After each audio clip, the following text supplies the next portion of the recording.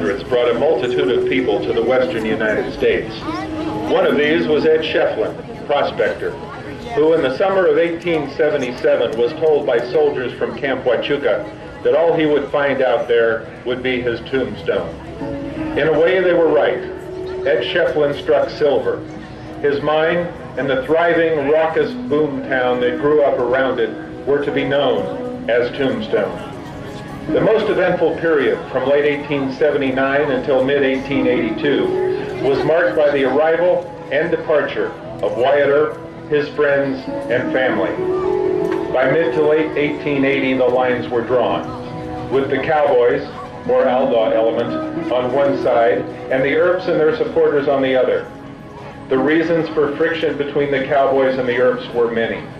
A stage holdup that ended with the killing of the driver, accusations of wrongdoing by each side against the other, flagrant violations of city ordinance by the Cowboys, and on October the 26th, 1881, an arrest gone bad that culminated in the most famous face-to-face gunfight in American history, the gunfight at the OK Corral.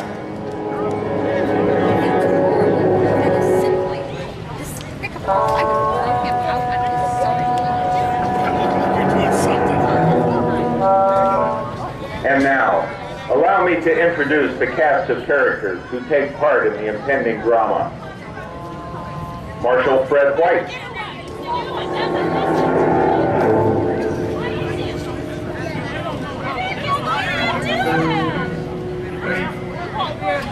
John Behan, Sheriff of Cochise County.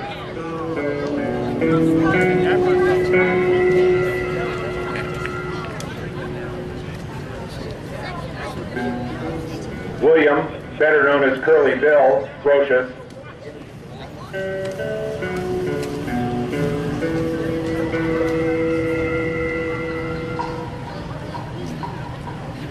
Friends on both sides joined in that day. With the Cowboys were Billy Claiborne,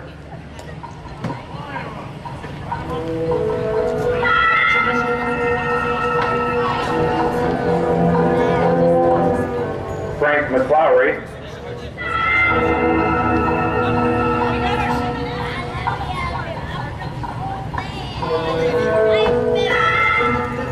his brother Tom McLowry,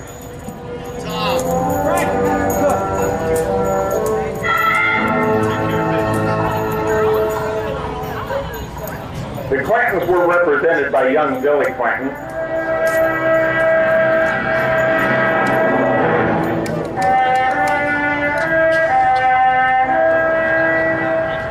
And the leader of the Clanton-McLowry faction in Tombstone, Joseph Isaac Clanton, known to all as Ike.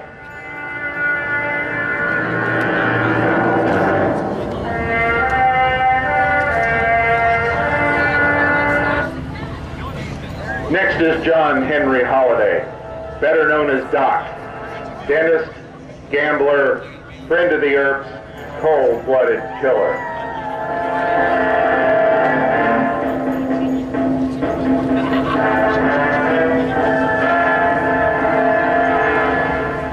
Mayor of Tombstone and editor of the Epitaph, John Clum. Oh, doesn't it open? Thank you. And the Earps themselves, Morgan Earp,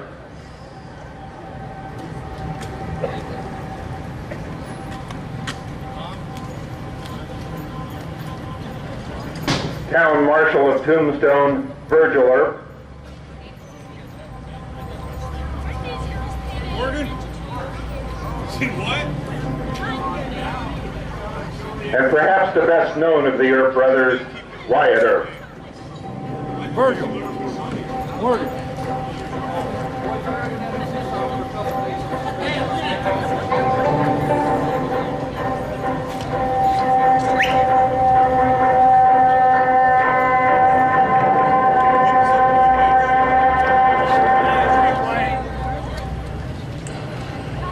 It's a horse thief, isn't it?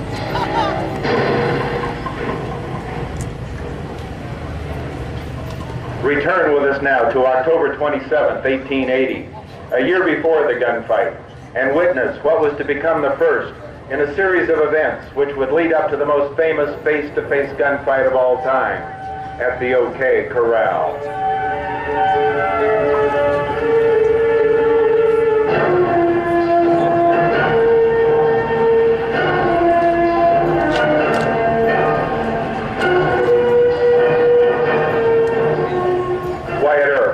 Returning home from Tucson, sees Curly Bill, Ike Clanton, and the rest of their bunch in the saloon and sees that they are all wearing guns.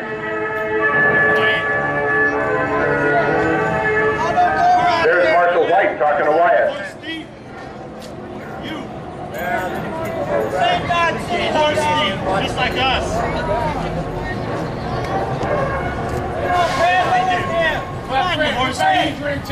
In this part of Arizona territory, the three things feared most are the strike of the rattler, the sting of the scorpion, and those San Pedro cowboys.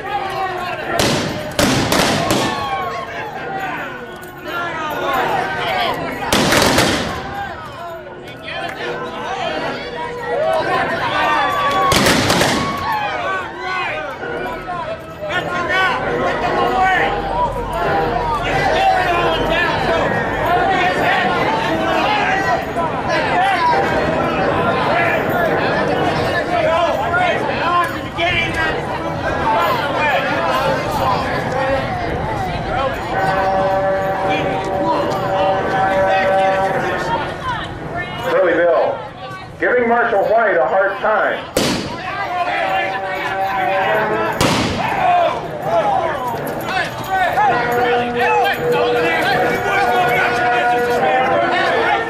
My God, no! Marshal White's been shot.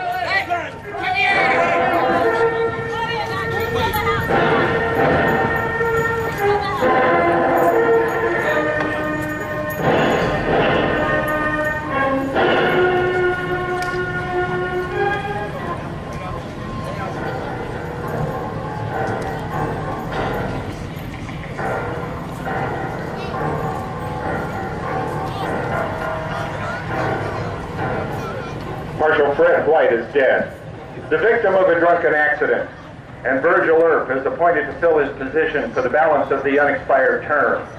With Virgil Earp as marshal, things will change, and the cowboys know it. Marshal White had no real backing, and the outlaw element did pretty much as they pleased. No, the appointment of Virgil Earp is not popular with the cowboys. If you took care of them cowboys, we'd be in trouble.